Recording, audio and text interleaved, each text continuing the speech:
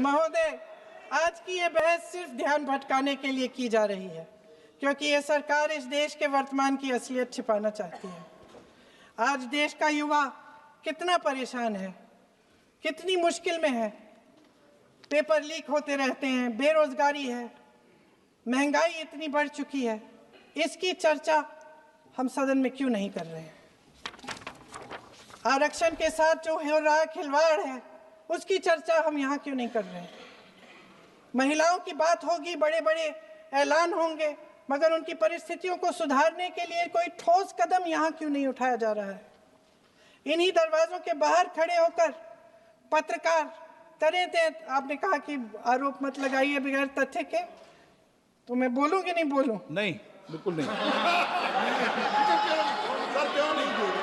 No, आप उधर की बात मत बोलो। आप जल्दी से बोल लेते हो, सदन में जो कुछ भी बोले हैं वह तथ्यों से बोले। आपको हर चीज ऑथेंटिक करनी पड़ेगी, इसलिए आप तथ्यों से बोले। अच्छा सर, बड़े बड़े शहरों में प्रदूषण है, लेकिन हम इस सदन में बैठकर सिर्फ छोटी छोटी बातें करेंगे। जी, जो अतीत की बातें हैं ना, जो बार बार आप चाहते हैं कि हम पीछे देखें, लेकिन हम आगे भविष्य की बात, वर्तमान की बात, जो असली समस्याएं हैं उनकी बात न करें, ये छोटी बात होती है।